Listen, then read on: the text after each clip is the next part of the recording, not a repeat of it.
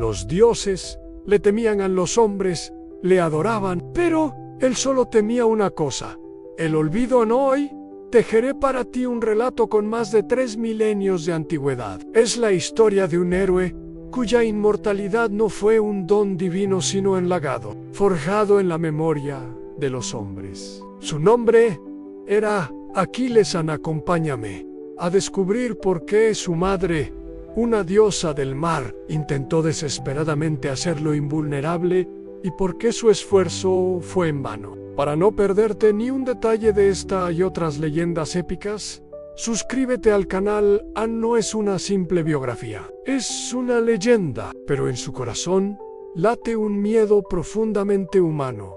El miedo a elegir, el miedo a perder, el miedo a ser olvidado.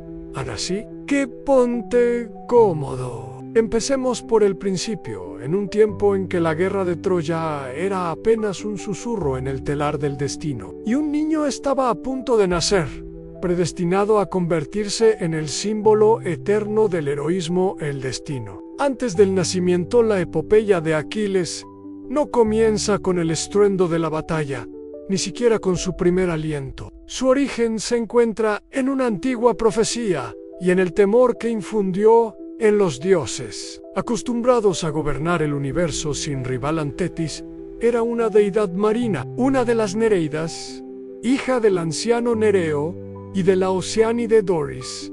Como sus hermanas, moraba en las profundidades abisales un reino de silencio, poder ancestral y frío eterno. Pero ella era especial, de una belleza y majestuosidad tan sobrecogedoras que incluso los más grandes dioses del Olimpo se sintieron cautivados por su encanto. Se dice que tanto Zeus como Poseidón anhelaban su amor, cada uno a su manera. Sin embargo, el destino intervino. Un oráculo, algunas versiones nombran a Prometeo, otras a la diosa de la justicia, Temis, pronunció una advertencia ineludible: el hijo que nazca de Tetis será más poderoso que su propio padre. Lo superará en fuerza y en gloria.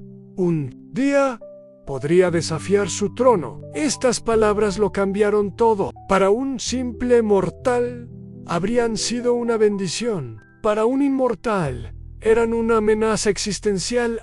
Zeus, al escuchar la profecía, retrocedió horrorizado. Poseidón se retiró en silencio. Ninguno de ellos deseaba engendrar a un ser que pudiera alterar el equilibrio de poder en el panteón. Tomar una decisión drástica. Tetis se casaría con un hombre, con Anne Mortal. Así se puso en marcha una cadena de acontecimientos que nadie, ni Dios, ni hombre, podría detener. Tetis se resistió a esta unión. Rechazó el matrimonio con un ser humano, huyendo y transformando su cuerpo para escapar. Se convirtió en agua, luego en fuego, después en bestias salvajes, en serpientes y en aves. Pero el hombre al que estaba destinada no era alguien común. Se llamaba Peleo, un héroe entre los hombres, rey de los Mirmidones y descendiente del linaje de Eco, nieto del mismísimo Zeus.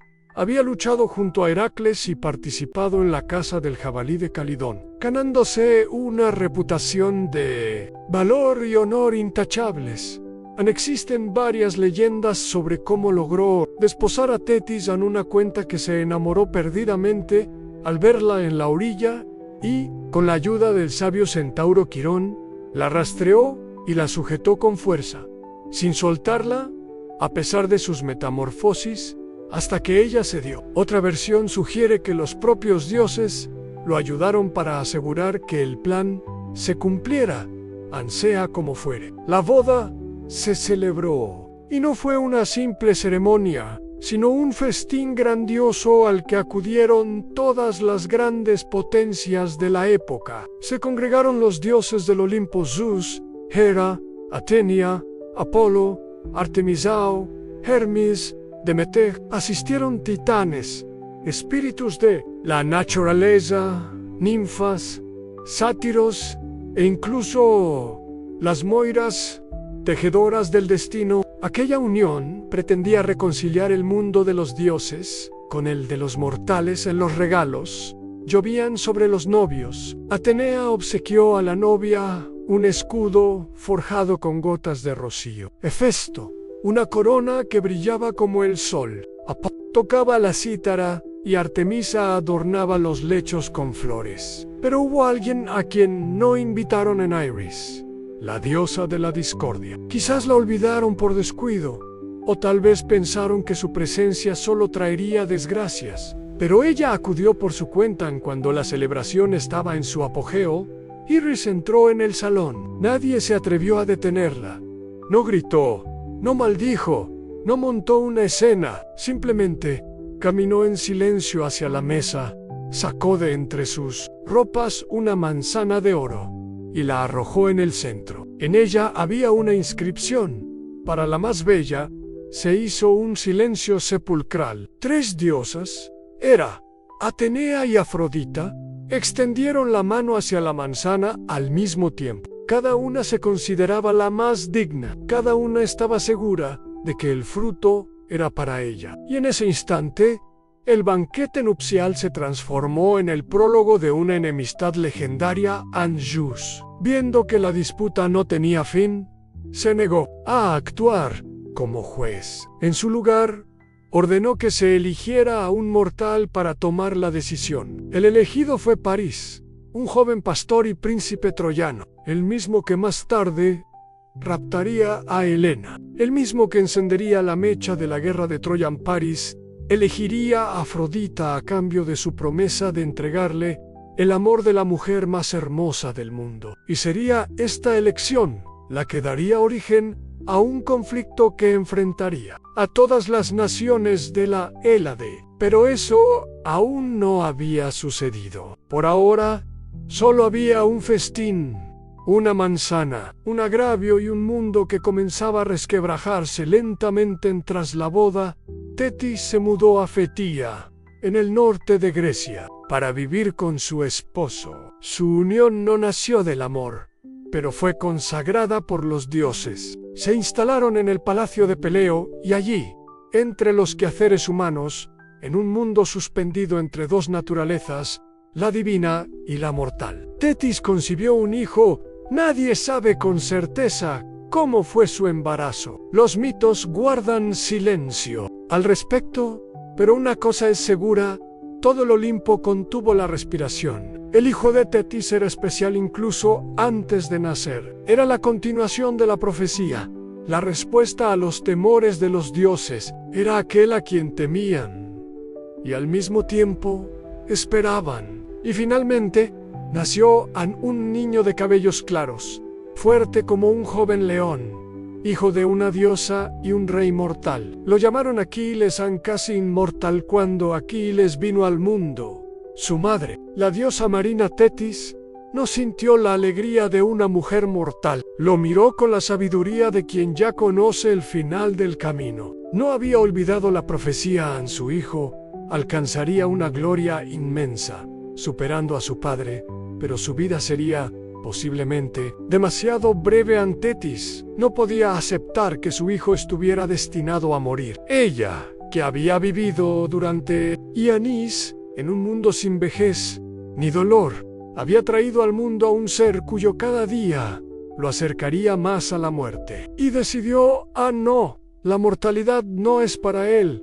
Existen diferentes mitos sobre lo que hizo a continuación. El MS Celebra habla del río Estigia. Tetis tomó al bebé en brazos, descendió al Tártaro, hasta la misma frontera entre el mundo de los vivos y el de los muertos, y lo sumergió en las aguas del río infernal. La Estigia no era un simple caudal. Sus aguas quemaban, eran letales, pero otorgaban un poder extraordinario a quienes sobrevivían a su contacto. Sosteniendo a Aquiles por el talón, Tetis lo bañó en el río. Su cuerpo se volvió invulnerable. Su piel no podía ser perforada por espada ni flecha. Pero el talón, el punto por el que su madre lo había sujetado, permaneció seco, humano, mortal. De esta historia nació la expresión el talón de Aquiles, que designa el punto débil incluso de los más fuertes. Pero hay otra versión, más antigua y severa. Según ella, Tetis no acudió a la Estigia. Cada noche untaba el cuerpo del niño con ambrosía, el alimento de los dioses, y luego lo sostenía sobre el fuego. Las llamas consumían todo lo que era mortal, purificando su ser de cualquier debilidad. Lo hacía en silencio, con una concentración ritual, no como una madre, sino como una fuerza ancestral decidida a forjar la inmortalidad por las noches. Aquiles lloraba, y al día siguiente ella reanudaba el proceso, una y otra vez, hasta que una noche Peleo entró en la habitación y vio a su esposa sosteniendo a su hijo sobre las llamas. Gritó, convencido de que estaba tratando de matarlo. Tetis lo miró en silencio y desapareció, regresando al mar del que había venido. Peleo no volvió a verla. Ella no se marchó por falta de amor, sino porque ya no podía salvarlo a Aquiles. Quedó casi invulnerable, casi inmortal y completamente solo. Peleo no sabía cómo criar a un hijo así. Era un guerrero valiente, un rey justo, pero no un dios. Sentía que su hijo era demasiado grande para un palacio, demasiado impetuoso para una vida ordinaria. Entonces hizo lo que los mejores padres de héroes solían hacer. Lo confió al más sabio de todos los seres. El centauro Quirón Anquirón vivía en el monte Pelión. No se parecía en nada a los demás centauros. Mientras sus congéneres se entregaban a festines, borracheras y carreras por los bosques, él vivía en reclusión. Dominaba la astronomía, la música, la medicina, la caza, el arte de la curación y la profecía. Había sido maestro de muchos grandes héroes: Angasón, Asclepio, Orfeo y ahora Aquiles.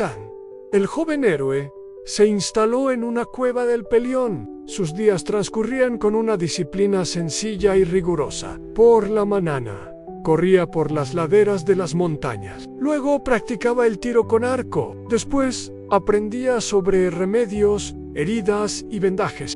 Quirón le enseñó a encontrar plantas raras, a aplicar ungüentos y a bajar la fiebre. Aquiles aprendió a suturar una herida, a detener una hemorragia y a distinguir una hoja venenosa de una medicinal. También tocaba la cítara. No lo llamaban a comer con gritos, sino con melodías. Componía canciones que contenían ecos del viento, del dolor y de una gloria futura. Según las leyendas, Aquiles era el más veloz de los mortales.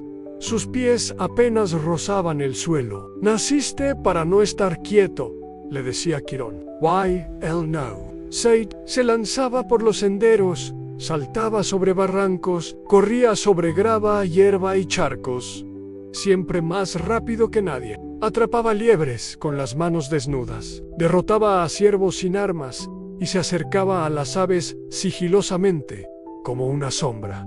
No era simplemente fuerte, era observador y, cuando era necesario, silencioso. Quirón le enseñó no solo a vencer, sino también a contenerse. Un verdadero héroe sabe cuándo golpear, pero sobre todo, cuándo no hacerlo. Poco a poco, Aquiles se convirtió en un joven. Sus hombros se ensancharon, su voz se hizo más grave y su mirada firme. Ya sabía que era diferente a los demás. Sentía que su vida no sería como la de todos.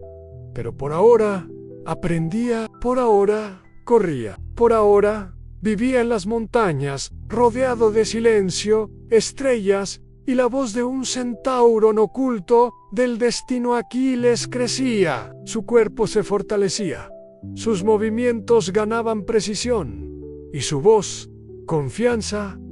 Ya no era un niño. Todo lo que Quirón le había enseñado era ahora parte de él. No era un simple aprendiz. Se había convertido en el heredero de un poder inmenso. Y sin embargo, mientras corría por las laderas del Pelión, entrenándose en el arco y la curación, en otro lugar del mundo comenzaba a tejerse la historia para la cual había nacido en el Olimpo. Las ramas del destino se agitaron en Troya, una ciudad de la que aún no había oído hablar.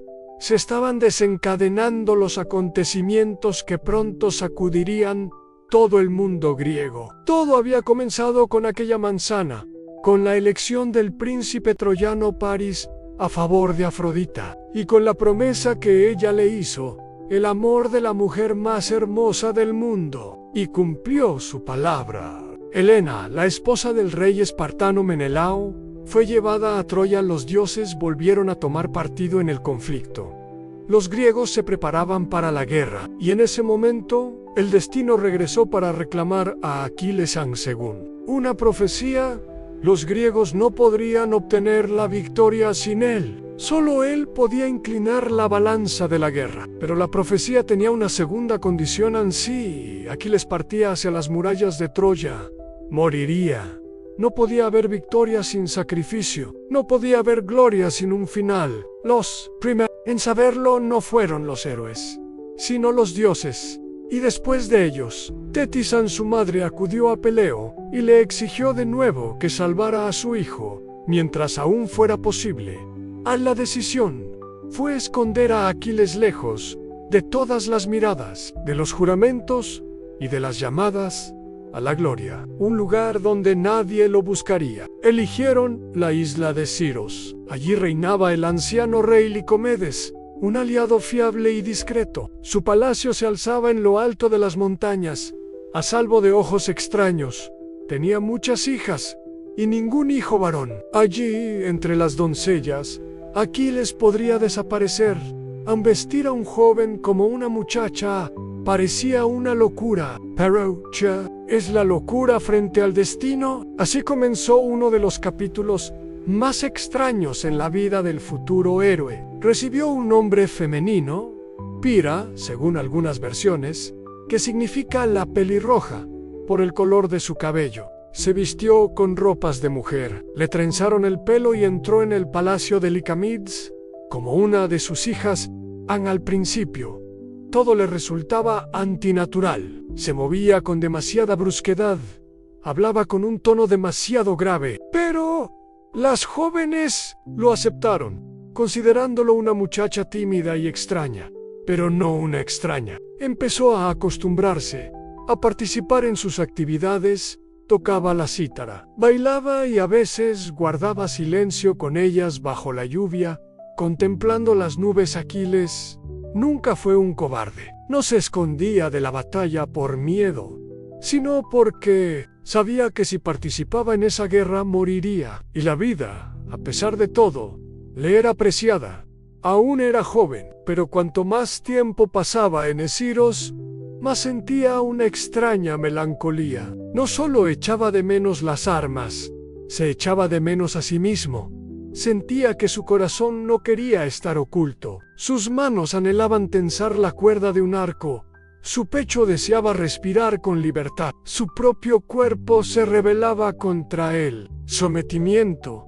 Mientras tanto, en el palacio ocurrió algo que Tetis, quizás, no había previsto. Una de las hijas de Licamid, Deidamía, comenzó a prestarle una atención especial. Se sentía atraída por aquella extraña doncella de mirada penetrante, y él no la rechazó. Los mitos no describen con precisión cómo sucedió. Quizás todo comenzó con una conversación nocturna, un roce, un gesto de confianza, o tal vez simplemente con el reconocimiento silencioso de que él no era quien aparentaba ser. Sea como fuere, entre ellos surgió un sentimiento. Él se le reveló no solo como un hombre, sino como un ser condenado. Y ella no se apartó. Unos meses después, tuvieron un hijo, un niño al que llamaron Neoptólemo. Él jugaría su propio papel en el desenlace de la guerra, pero por ahora era solo un bebé, en el que confluían dos destinos, uno oculto y otro inminente. Entretanto, en las costas de Grecia se reunía un ejército. Los héroes, uno tras otro, confirmaban su participación: Agamenón, Menelao, Odiseo, Néstor, Diomedes. Pero el principal de todos ellos faltaba. Los adivinos repetían: sin Aquiles es imposible conquistar Troya. Él es la clave, la destrucción, la victoria. Entonces Odiseo, el más astuto de todos los hombres, partió en su busca. Llegó a Esciros disfrazado de mercader y llevó al palacio de Licomedes cofres llenos de regalos en joyas, adornos, telas, espejos, y en uno de los cofres, una espada, una lanza y un escudo. Entró en el salón donde estaban las doncellas y desplegó su mercancía. Las jóvenes se abalanzaron sobre las joyas, reían, revolvían las telas, se probaban anillos. Solo una figura permanecía apartada. No miraba el oro, sino las armas. Odiseo se dio cuenta y, sin previo aviso, ordenó a sus compañeros que lanzaran un grito de guerra, como si un ataque fuera inminente. En la estancia tembló. Las muchachas gritaron aterrorizadas. Todas, excepto una. La figura vestida de mujer agarró la espada a la velocidad del rayo y adoptó una postura de combate. Así fue como Aquiles quedó al descubierto ante Odiseo. Se acercó a él. Aquiles, hijo de Peleo, dijo: «Ha llegado la hora». Hubo un silencio denso. Nadie intentó detenerlo, ni siquiera Licomedes. Todos esperaban. Aquiles bajó la espada, miró las armas, luego el cielo. Se cuenta que esa noche Tetis se le apareció de nuevo. Le rogó que se quedara, le suplicó, le ofreció otra vida, una esposa, un hijo, un hogar, una larga vejez. Podría haber sido feliz, pero él ya lo sabía. «Si me quedo», dijo, «el mundo me olvidará, ansi voy. Moriré, pero mi nombre vivirá mientras se canten las hazañas». Eligió el camino del héroe al amanecer. Abandonó Esciros. Su destino era Áulide. Las naves, los juramentos, la guerra que se avecinaba ya no se escondía. Su nombre volvía a resonar en voz alta.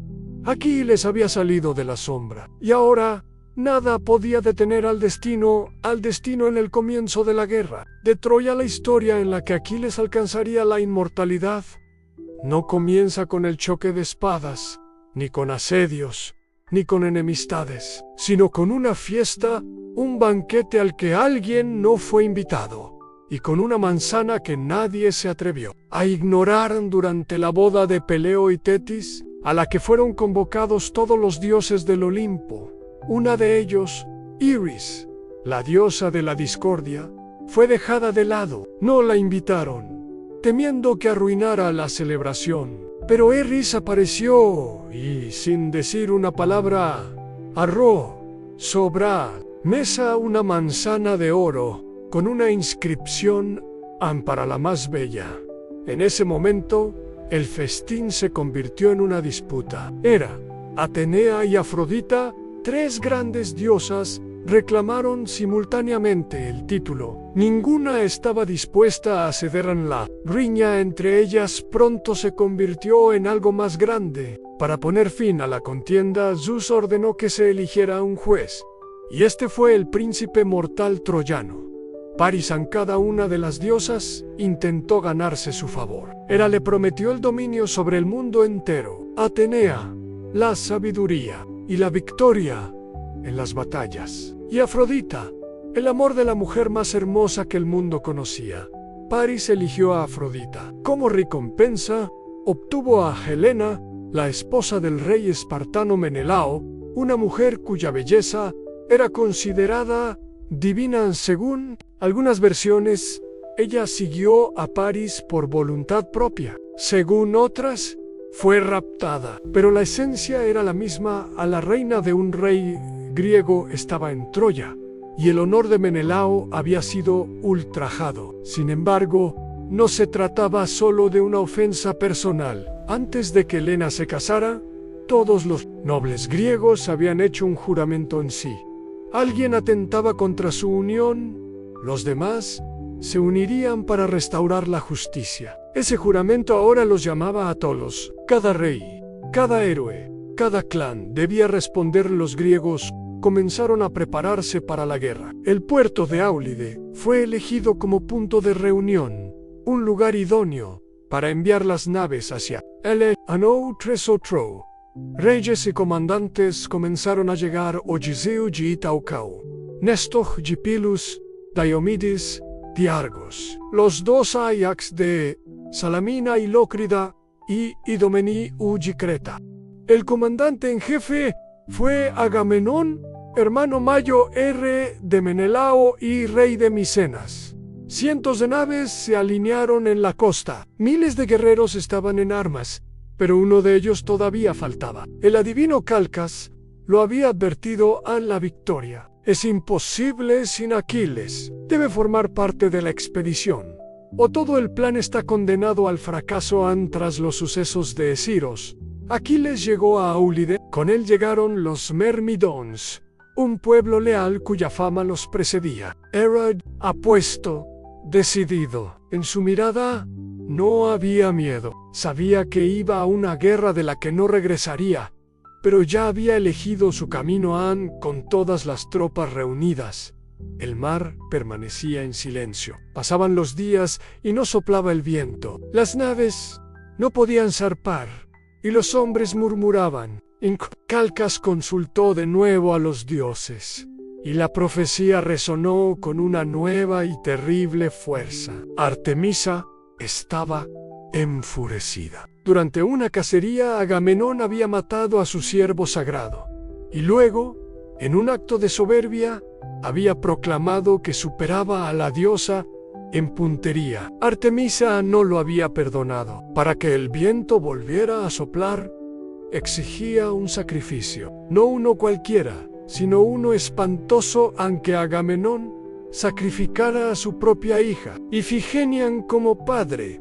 Agamenón dudó, destrozado. Como comandante, apretó los dientes. La presión del ejército, la expectación de los aliados, los juramentos y el deber lo empujaban hacia algo que no deseaba. Con engaños, hizo venir a su hija Aulide, diciéndole que iba a casarse con Aquiles. Cuando se descubrió la verdad, Ifigenia ya estaba en el altar. Según una versión, fue sacrificada. Según otra, Artemisa, compadecida, la sustituyó por una sierva en el último momento y se la llevó a tierras lejanas. Fuera cual fuese la verdad, después de aquello, el viento se levantó, las velas se hincharon y el ejército finalmente se hizo a la mar en el camino hacia Troya. No fue directo. La primera parada fue la isla de Tenedos, donde los griegos se reagruparon. Luego, desembarcaron en la costa de la Tróade. Aquiles pisó la tierra de la guerra, no con temor ni con júbilo, sino con una fría determinación. Aún no era el héroe semidios que las leyendas describirían, pero incluso en los primeros días, su furia era excepcional. No solo luchaba, sino que sembraba la destrucción, no por venganza ni por botín, sino porque en él habitaba una fuerza implacable que no podía ser contenida antes del inicio del asedio. Conquistó más de 10 ciudades. Entre ellas estaba Lerneso, la ciudad donde tomó como prisionera a una mujer llamada Briseida. En ese momento, pareció un episodio sin importancia, pero más tarde ella desempeñaría un papel crucial en su destino. Entre todos los enfrentamientos iniciales, hubo una historia que destacó no por la sangre, sino por un giro inesperado. Es la historia de Telefo, rey de Misian, cuando la flota griega se hizo a la mar. Su rumbo a Troya fue errático. Por error o por designio del destino, los mitos difieren. Desembarcaron en Misia, una región poco conocida del norte de Asia. Menor en los misios tomaron a los griegos por invasores, quizás con razón, pues desembarcaron en armas. El ejército estaba tenso y listo para el combate. El rey de Misia, Telefo, salió a su encuentro. Telefo no era un gobernante cualquiera, era hijo de Heracles, y por sus venas corría sangre heroica. Joven, fuerte y experimentado guerrero, no tenía intención de retroceder. La batalla estalló con rapidez. Hubo muchas bajas en ambos bandos. Los griegos creían que era el comienzo de la guerra con Troya, pero estaban equivocados. En ese combate, Aquiles demostró por primera vez su verdadero poder. Se enfrentó Telefo cara a cara. Los golpes eran terribles. Telefo luchó con valentía, pero la lanza de Aquiles fue más rápida. Telefo cayó gravemente herido. Los griegos descubrieron que no habían atacado a los troyanos, sino a unos posibles aliados, y se retiraron. Antelefo quedó con una herida que no sanaba.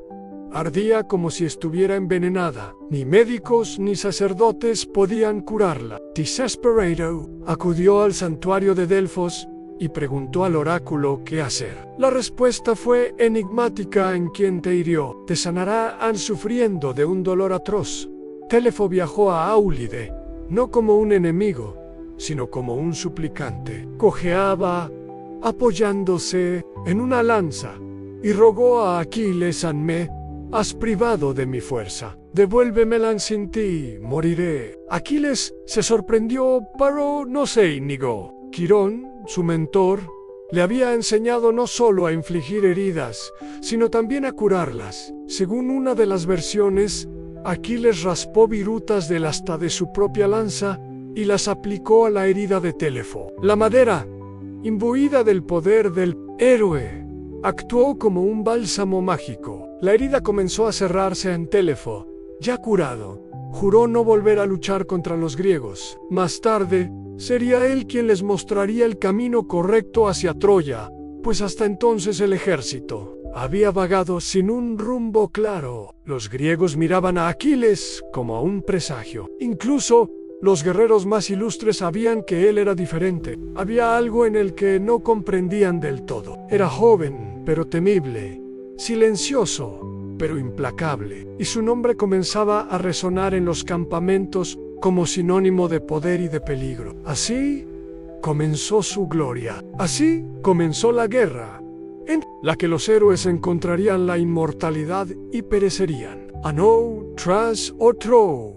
La furia del héroe. Habían pasado varios años desde que los griegos desembarcaron en las costas de la Tróade. La asediada Troya seguía en pie, orgullosa, inexpugnable, protegida por murallas construidas por orden de los dioses. Los griegos anhelaban la victoria, pero cada nuevo día solo traía más combates, más pérdidas y un cansancio cada vez más profundo en esta espera lenta y pegajosa, bajo un sol abrasador y los graznidos de los cuervos. Aquiles continuaba luchando, y cada uno de sus golpes se convertía en leyenda. No ambicionaba el poder ni participaba en los consejos de los reyes, pero su nombre resonaba más que ningún otro, tanto en los susurros de sus aliados como en las plegarias de sus enemigos. Entre las ciudades sometidas se encontraba Lorneso, un asentamiento pequeño pero bien fortificado. Tras la victoria, Aquiles tomó como prisionera a una mujer llamada Briseida. No era una reina,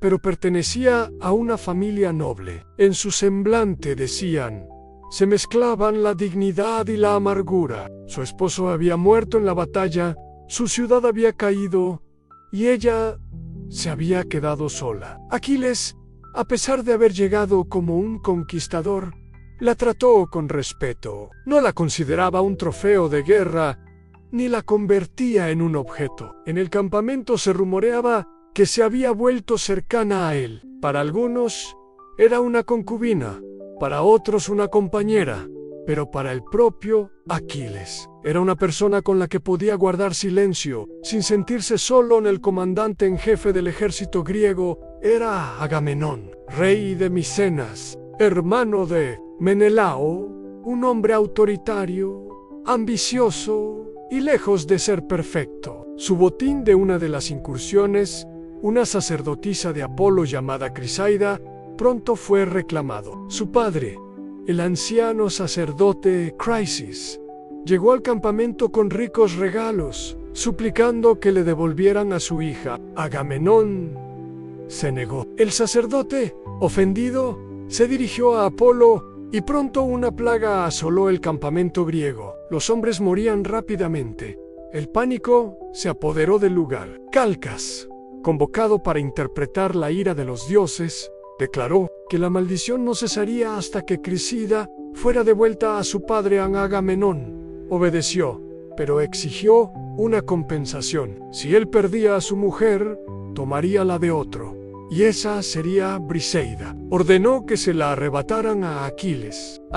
No fue una maniobra política, fue una humillación, no solo porque le quitaban a una mujer, sino porque Agamenón se posicionaba ostentosamente por encima de él. Demostraba que en ese ejército no había lugar para la dignidad personal si no eras el rey supremo. Aquiles lo sintió como un escupitajo, no solo en su rostro, sino en la esencia misma del heroísmo. Él era quien obtenía las victorias, quien había salvado al ejército en innumerables ocasiones, quien nunca había aspirado al trono, y ahora lo arrojaban a los pies de la ambición de otro.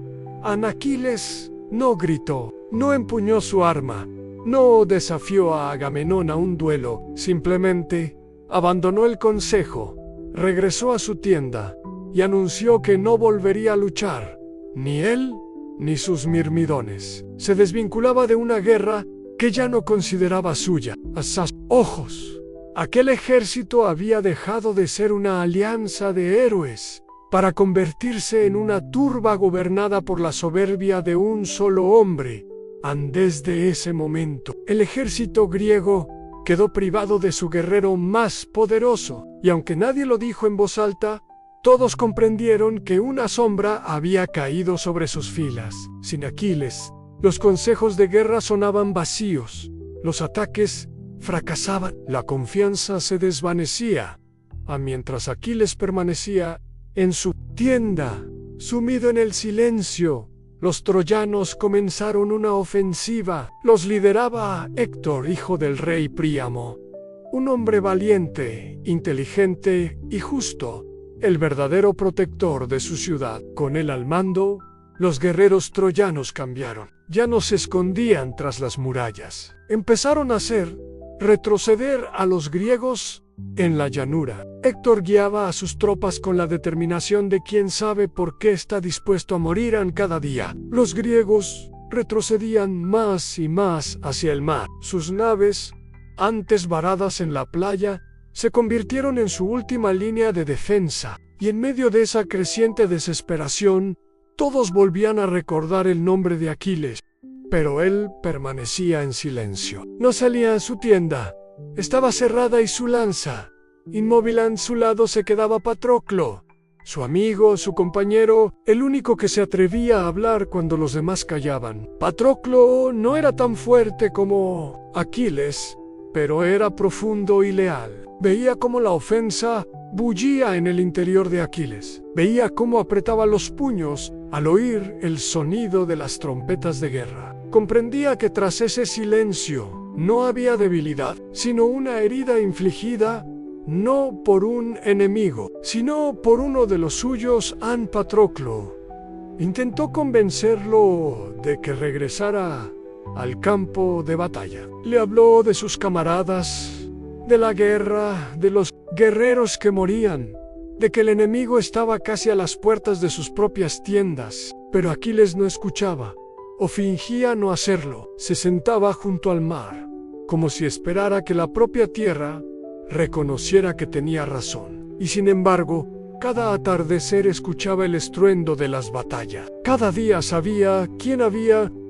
Y aunque su ira no se extinguía, su corazón comenzaba a arder con otro fuego, uno que no consume al ofensor, sino a uno mismo. Y en ese prolongado silencio, Patroclo, sintiendo que no podía esperar más, comenzó a prepararse para asumir un papel que aún no comprendía del todo, un papel que pronto lo cambiaría todo. Pero de eso hablaremos en el próximo capítulo, la muerte de Patroclo y el regreso de Aquiles. La amenaza se cernía, implacable. Los troyanos, bajo el mando de Héctor, avanzaban paso a paso hasta las mismas naves griegas. Lo que hasta hacía poco parecía impensable, ahora se convertía en una realidad aterradora. Los griegos perdían terreno, retrocedían, flaqueaban. Sus fuerzas, que tanto tiempo habían resistido ante las murallas de Troya. Ahora vacilaban, y cada vez más,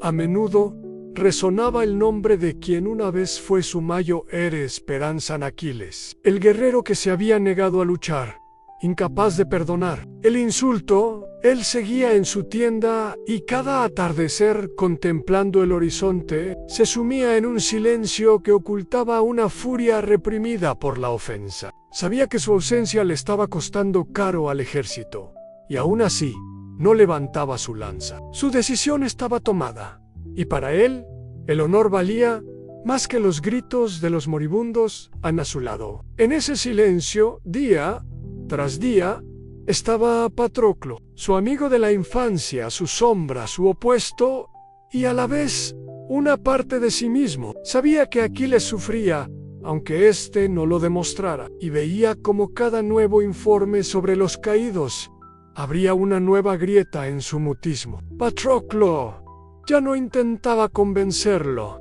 aunque esperaba, cuando se hizo evidente que, sin una intervención, los troyanos romperían las defensas griegas y prenderían fuego a las naves. Se decidió a entrar en la tienda y decir lo que llevaba tiempo guardando. No le pidió a Aquiles que olvidara la ofensa. No le dijo que debía regresar él mismo. Solo le propuso: «Ansí no estás dispuesto a tomar las armas, confíamelas a mí. Permíteme vestir tu armadura, formar a los mirmidones y guiarlos a la batalla. Deja que el enemigo crea que eres tú y retroceda.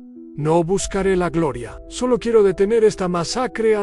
Aquiles tardó en responder. Miraba al suelo, a la tierra, a algún punto dentro de sí mismo. El nudo interior, atado con la ofensa y el dolor, seguía apretado. Pero conocía a Patroclo. Sabía que tras su petición no había ansias de honores, solo un impulso sincero e inevitable. Y asintió al entregarle su armadura. Fue como si le entregara una parte de sí mismo. Le advirtió: «Aleja al enemigo de las naves. Pero no vayas más allá. No te acerques a las murallas de Troyan. No cruces el límite donde la batalla se convierte en destino».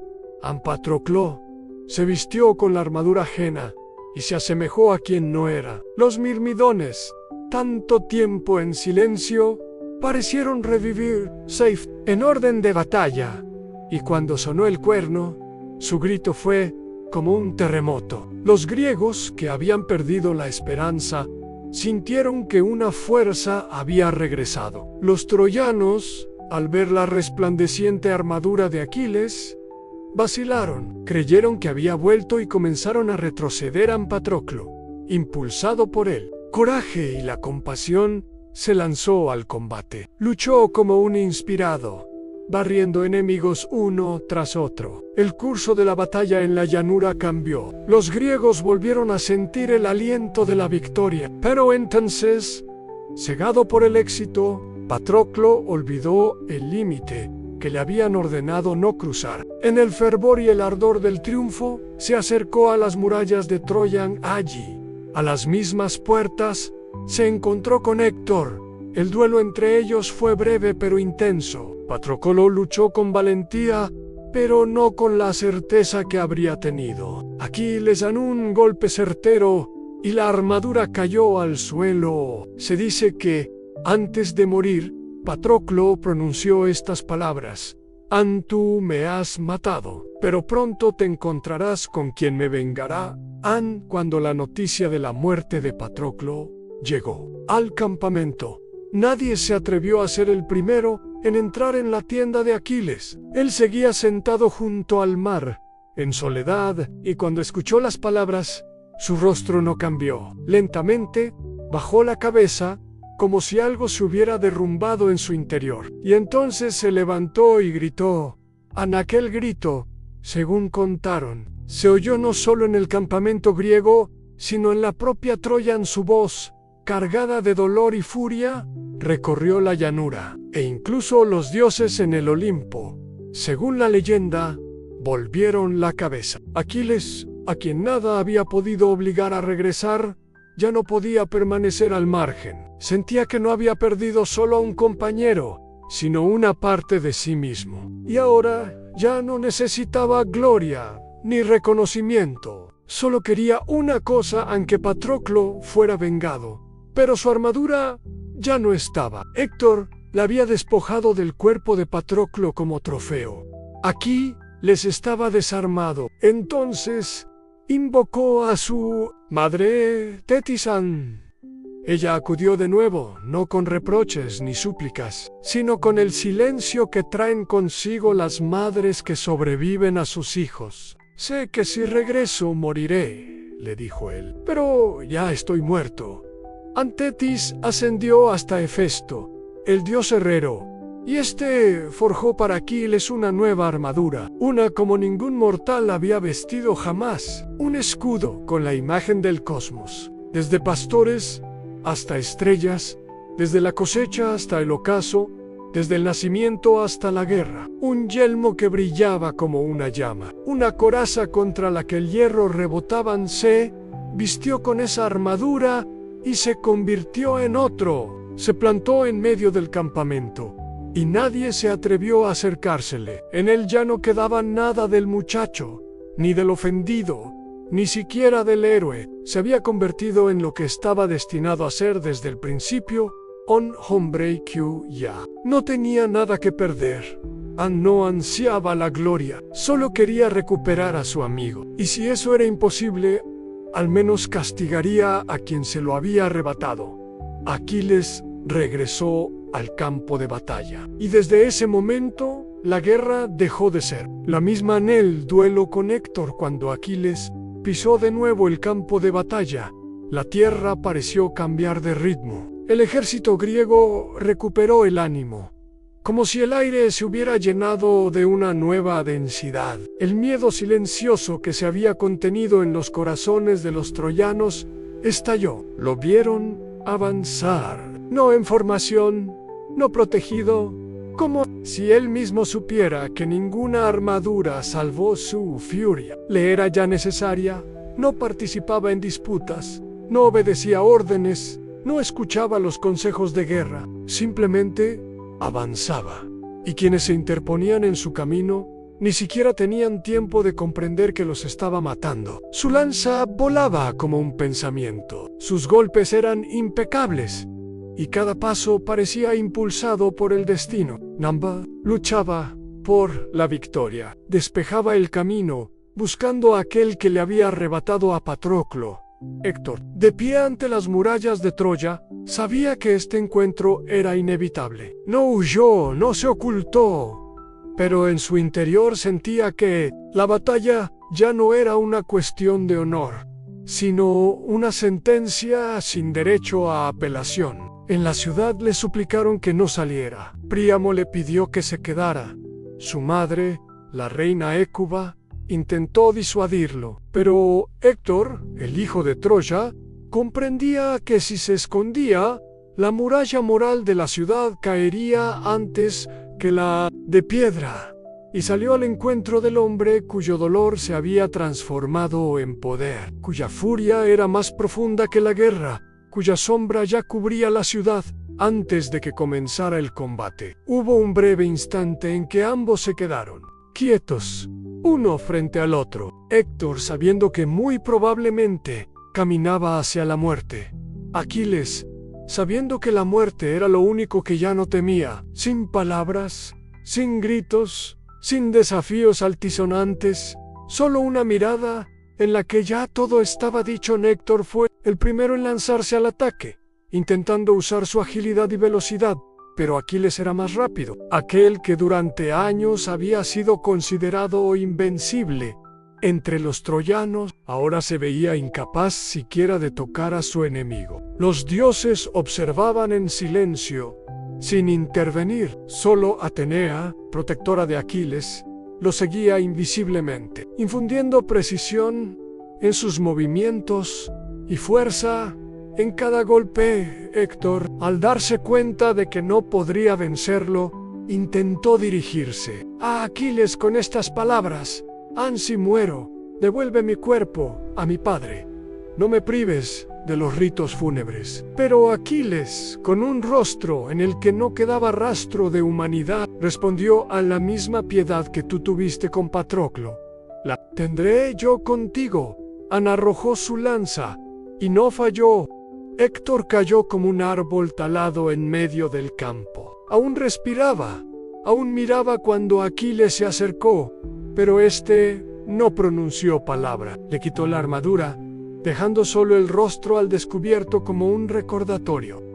Entonces, en medio de la llanura herida, comenzó una escena que hizo estremecerse incluso a los dioses. Aquiles ató el cuerpo de Héctor por los tobillos a su carro y, subiendo a él, no dudó, salió disparado por el campo, arrastrando tras de sí a quien había sido el orgullo de Troya. El polvo se levantaba, las piedras desgarraban la carne, los gritos de griegos y troyanos se mezclaban, como el propio lamento de la tierra. El cuerpo de Héctor dio 3 vueltas alrededor del campamento. Nadie pudo detener a Aquiles. No escuchaba súplicas, ni maldiciones, ni ruegos. Miraba hacia adelante, como si esperara encontrar, al final del camino, a aquel a quien había perdido. Héctor, el otrora orgulloso defensor, era ahora una sombra, y ni siquiera su muerte trajo consuelo. Aquiles no sintió alivio, permanecía en el campamento entre armaduras, cuerpos y gritos, y comprendían la venganza se había cumplido, pero el vacío no había desaparecido. Su amigo no volvería. Su alma seguía gritando. Su escudo, que brillaba con las estrellas, solo reflejaba dolor a los últimos días de Aquiles después de que Aquiles derrotara a Héctor y vengara la muerte de Patroclo. Su camino no concluyó. La guerra continuaba, y aunque su aliento se había vuelto más quedo, no había en él paz ni alivio. La victoria, tan largamente anhelada, no le trajo consuelo. Regresó al campo de batalla no por la gloria ni por el triunfo, sino porque sabía que ya no tenía a dónde volver. Heibie su juramento, pero el dolor, en lugar de disminuir, se había convertido en parte de él. Luchaba de manera implacable, sin vacilación, no porque quisiera, sino porque no podía hacer otra cosa. La fama de Aquiles seguía creciendo, pero él ya no buscaba cantos ni victorias. Combatía en silencio, con una obstinada dignidad, como un hombre que cumple con su último deber ante la vida. En cada uno de sus movimientos se sentía la inevitabilidad. No entraba en disputas, no escuchaba discursos, no pedía consejos, y los griegos, aunque glorificaban su nombre, ya no se atrevían a mirarlo a los ojos. Fue entonces cuando un nuevo aliado apareció en el bando troyano, Memnón, hijo de la diosa Eos y rey de los etíopes, un hombre alto, majestuoso, rodeado de una multitud de guerreros leales. Llegó a Troya como un huésped noble y una ayuda largamente esperada. Memnón no era un joven audaz, no alardeaba de su fuerza, ni se jactaba del nombre de su madre. Al contrario, su dignidad era casi regia, no clamaba venganza ni buscaba el combate, pero cuando los troyanos sufrían, levantó su lanza y avanzó entre los caídos. Por su mano se encontraba Antíloco, hijo de Néstor, uno de los pocos a quienes Aquiles respetaba y con quien lo unían lazos de recuerdos del hogar y la juventud. La muerte de Antíloco despertó en él un destello de dolor que hacía tiempo que no se permitía sentir. Ya no era venganza como en el caso de Héctor, era un regreso a la realidad, un recordatorio en todo lo que toca. Desaparece. Aquiles desafió a Memnón a un duelo, abiertamente, sin furia. Con una fría determinación, Memnón aceptó el desafío, comprendiendo que era imposible evitar ese encuentro. Su combate fue un choque no solo de fuerzas, sino de tristezas. Memnón luchó con honor, e incluso los dioses, según la leyenda, observaron su enfrentamiento con inquietud. Sin embargo, Aquiles, guiado ya no por la ira, sino por un vacío interior, resultó ser más fuerte. Memnón cayó. Ios, su madre, cubrió a su hijo con su luz y se llevó su cuerpo más allá del borde del mundo, dejando la llanura en silencio casi. Inmediatamente después, llegó a las murallas de Troya Pentasilia, la reina de las Amazonas, orgullosa e intrépida, rodeada de su escuadrón de guerreras. No había venido por trofeos ni en busca del favor de nadie, sino porque creía que una mujer tiene derecho a participar en las grandes gestas, incluso si esa participación termina en la muerte. No se refugió tras los muros. No, se escandió. En una tienda exigió entrar en combate de inmediato a Aquiles.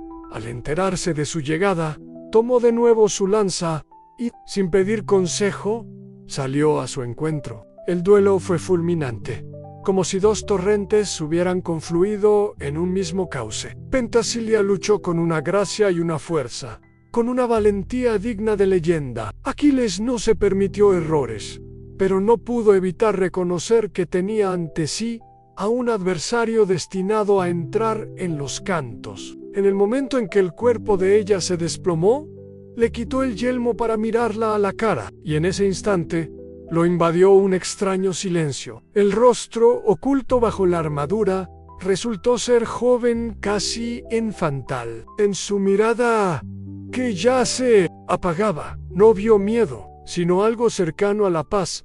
Fue la segunda vez en toda la guerra que sintió. Cuán delgada era la hebra que separa la vida de la humanidad. No pronunció una palabra, pero los griegos que observaban la escena comprendieron. El corazón de Aquiles se había quebrado de nuevo. Aunque nadie vio exactamente cómo Ney, a partir de ese momento, se volvió aún más reservado. Comía poco, apenas dormía, no participaba en los consejos, salía a la batalla como por costumbre, cumplía cada misión como una condena. Incluso sus enemigos comenzaron a mirarlo no con odio, sino con lástima. Era demasiado grande para vivir un día en el fragor de la batalla. Cuando el día declinaba, un arquero se alzó en el flanco lejano. Era Paris, el mismo cuya decisión había encendido la chispa de la guerra. No era un guerrero afamado, pero ese día su arco se tensó con una precisión particular. La flecha, disparada desde lejos, no buscaba el honor, ni la fuerza, ni el enfrentamiento directo. Buscaba una debilidad y la encontró. Se dice que fue Apolo quien guió su mano. La flecha, volando sobre una multitud de guerreros, alcanzó el único punto vulnerable en el cuerpo de Aquiles, el talón, el lugar por el que su madre lo había sostenido durante su inmersión en el río Estigia. No gritó, no cayó de inmediato, simplemente se desplomó, como si el cansancio que tanto tiempo había contenido en su interior finalmente tuviera permiso para hacerse cuerpo. En sus ojos, mientras aún respiraba, no había miedo, solo algo parecido a la paz, quizás incluso al alivio. Cuando los griegos corrieron hacia él, todavía estaba vivo, los miró no con una súplica ni con un reproche, simplemente con una despedida. Y cuando sus ojos se cerraron, el cielo no se oscureció por el clima, sino porque una de las luces más brillantes de la fuerza humana se había extinguido en la muerte de Aquiles. No fue una derrota, sino una culminación. Reyes, héroes e incluso enemigos sintieron que, a partir de ahora, todo sería diferente. Con él terminaba una era en la que un hombre podía ser casi igual a los dioses, si tan solo se atrevía a llegar hasta el final. En legado y destino póstumo de Aquiles, la muerte de Aquiles no solo conmocionó al campamento griego. Dentro de las murallas de Troya, los griegos, acostumbrados a ver en él una fuerza invulnerable, se quedaron de repente sin su pilar más alto. Los troyanos, que habían perdido a innumerables hijos a manos de él, no sintieron júbilo, sino un extraño vacío. Incluso los dioses, que observaban la guerra desde las alturas del Olimpo, guardaron silencio por un tiempo, como en señal de que no se había ido un simple guerrero, sino algo mucho más grande en su cuerpo, aún resplandeciente en su armadura. Fue llevado al campamento. No hubo llantos ni lamentos desgarradores sobre él. Permanecieron en silencio durante mucho tiempo, y solo el viento que soplaba a través de las tiendas susurraba algo parecido a un canto fúnebre. Su madre, la diosa Marina Tetis, apareció de nuevo. Emergió de la espuma no como una inmortal, sino como una madre que viene a despedirse. Lavó el cuerpo de su hijo con agua traída de las profundidades y, con ella, lavó un dolor que ya no tenía palabras. Lo enterraron con todos los honores que la guerra puede ofrecer. El túmulo erigido sobre su cuerpo era tan alto como los mástiles de las naves griegas. Allí, junto al mar, para que todo aquel que arribara a esas costas vieran: aquí yace quien no retrocedió cuando todos los demás lo hacían. A su lado, como el propio Aquiles había pedido antes de morir, fue enterrado más tarde Patroclo, no hermano de sangre, sino de espíritu, cuyas cenizas se mezclaron con las suyas tras el funeral. Comenzó una nueva lucha, no por la vida, sino por la memoria. Su armadura, forjada por Hefesto, se convirtió en objeto de disputa entre dos héroes, Ajax y Odiseo. Ajax, poderoso, directo y justo, consideraba que por derecho de fuerza era él quien debía vestirla. Odiseo, astuto, elocuente y seguro de su palabra, argumentaba que la gloria de Aquiles debía pasar a quien supiera no solo luchar, sino también pensar. El juicio se decantó a favor de Odiseo. Ajax, ofendido y humillado, perdió la razón y poco después, la vida. Así, la armadura de Aquiles no se convirtió en un símbolo de continuación, sino en el origen de una nueva pérdida. Pero su memoria no quedó solo en las armas. La llevó consigo aquel por cuyas venas corría su sangre. Su hijo Neoptólemo, nacido de Deidamía en la isla de Esiros, llegó a Troya justo al final de la guerra. No era como su padre. Era más joven, más brusco, menos contenido, y fue a él a quien le tocó ejecutar el último acto de esta historia. Sería él quien mataría al rey Príamo, anciano y sabio Antianólter, en el estallido final de horror, cuando Troya cayera. Sería él quien recibiría a Briseida, la que una vez fue amada por Aquiles. Pero incluso después de todo esto, el nombre de Aquiles no desapareció. Poetas ciegos cantaron sus hazañas. Los héroes que entraban en batalla susurraban su nombre, como un conjuro. Los niños que tomaban una lanza por primera vez escuchaban las historias de aquel que venció, pero no vivió para ver la victoria.